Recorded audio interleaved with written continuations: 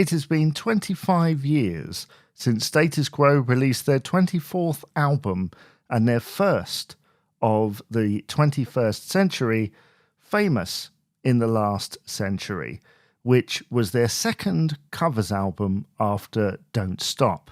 That one was a huge hit. This one, a minor hit, I would say.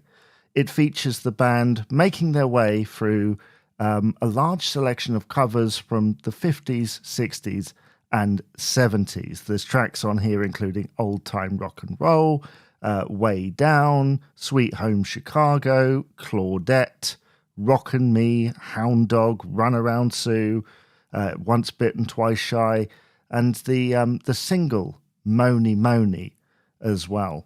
I think Old Time Rock and Roll was released as a single, and Francis Rossi also played it on his solo tour many years later as well. The cover featured Status Quo alongside many famous figures from the 20th century, including John Lennon, Nelson Mandela, Margaret Thatcher, Winston Churchill, and Groucho Marx, among others. It's an album cover that I have looked at and studied many times. I have already given my thoughts on this album in another episode, and what I thought I would do is ask people what they thought of the album on our social media.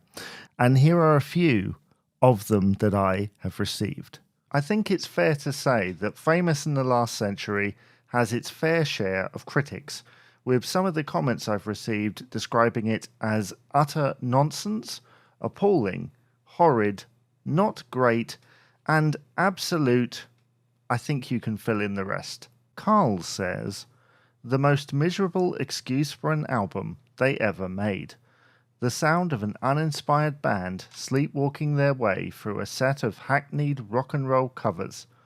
When I'm Dead and Gone is a pleasantly inoffensive listen, but that's it.